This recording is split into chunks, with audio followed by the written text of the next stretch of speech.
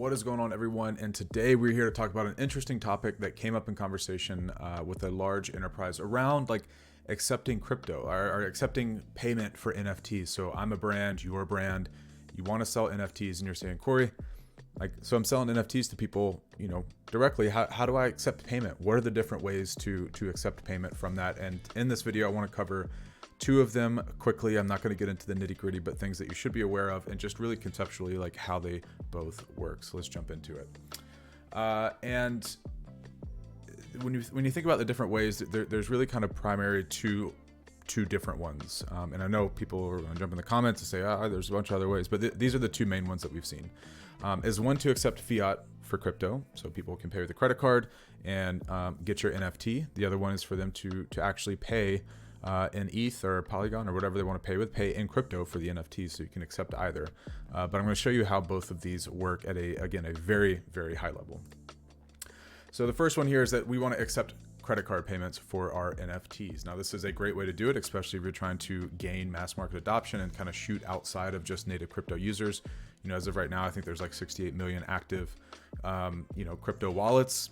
7 billion people on the planet. There's a huge market that we need to be going after, and showing them giving them a familiar way to purchase via credit card is a great thing to do. So you're selling an NFT. The buyer says, damn, that thing's pretty cool. I kind of want to own that. So what they do is, just in a typical e-commerce type of like transaction, they do a credit card processing. They pay with their card. They send you the fiat, but then also in that transaction, you get their wallet address.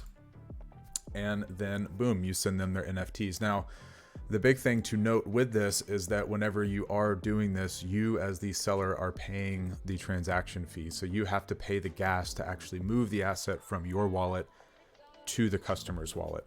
And the big thing to keep in the mind when doing this is that in order to cover those transaction costs, you need to keep some running balance of crypto in your corporate wallet to facilitate these transactions. So as you're accepting payment through fiat you need to be funneling some of that back into the wallet and purchasing crypto so that you can facilitate these transactions. And there's ways that you can cover the transaction costs, like during the time of payout. You can easily calculate what current gas prices are on whichever chain you are, and then tack that on as as an additional fee. That way you're not losing money on the transaction cost. But it is a big note, and this is the big thing I want to hit on this, is that you do need to keep a running balance in there to cover those transaction costs. The big upside of doing this is that you offer a very familiar way for users to purchase your new digital assets that you're offering out there. It's easy to kind of integrate in with probably your existing business transaction process. Like if you already have a credit card processor, your CFO and finance team is all, very comfortable with this. Doing this is a great way to integrate in with that existing business operations. The cons is that, it's just making sure that you keep that wallet topped off with enough crypto in order to facilitate the on-chain transaction cost. And that's really it. I mean, this is a great way. I mean, this is what, this I think is one of my opinions on why, NBA Top Shot had such huge success. They offered a great, easy, familiar way for people to go in and purchase these assets using a card, very similar to like how Amazon Checkout does. And that is awesome because we are going for a much wider audience. And so you need to be thinking about that when designing your systems. Now, the second side is that I'd be remiss if I didn't talk about actually accepting crypto for NFTs. And there actually is a very, very interesting point on this that I want to hit on. Is that, so again, we're in the situation, you've got an awesome NFT. I kind of want to own it. I'll connect my wallet. I'll facilitate the transaction. I'll send some crypto, send my wallet address. Boom, you send me the NFTs. And I have right here that you would pay the network or the gas cost. This is all very asterisk, right? There's a lot of different things that you can really go down a rabbit hole in this one, such as having smart contracts and stuff in the middle to facilitate all of this. But again, we're high level. We're high level today. It's a Wednesday, high level. But the big thing is that, it's a very similar kind of like process. And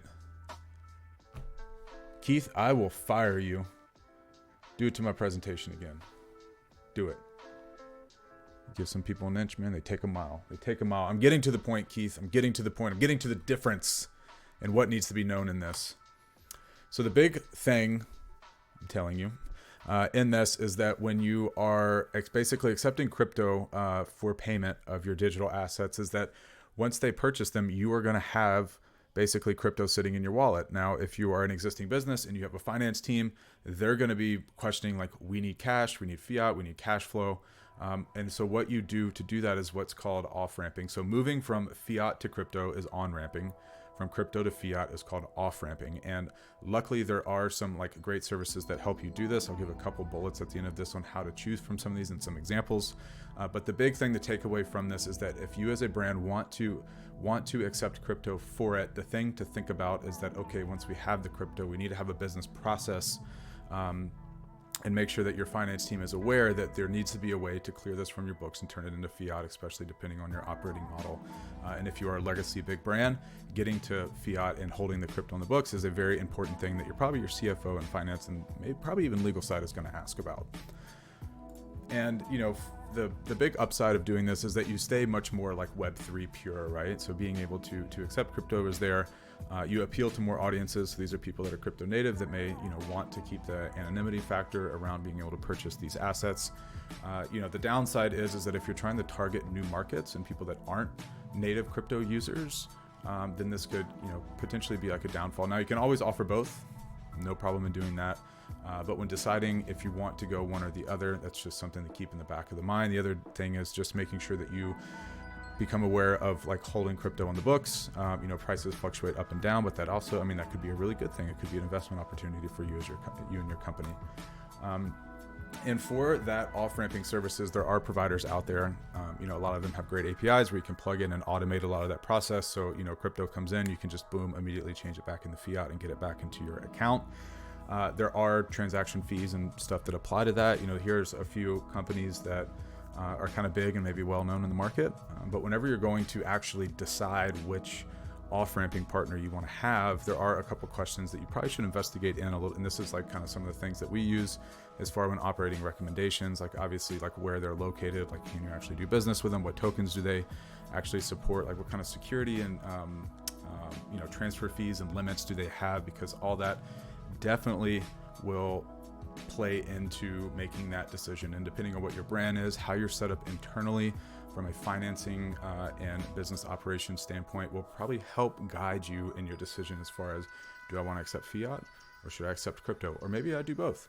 I don't know. It's up to you. But I think it's a great question to ask. And with that, I will leave you and deal with Keith and his cute antics on putting slides into my deck. Can't stand you. Just do your job. Do your job.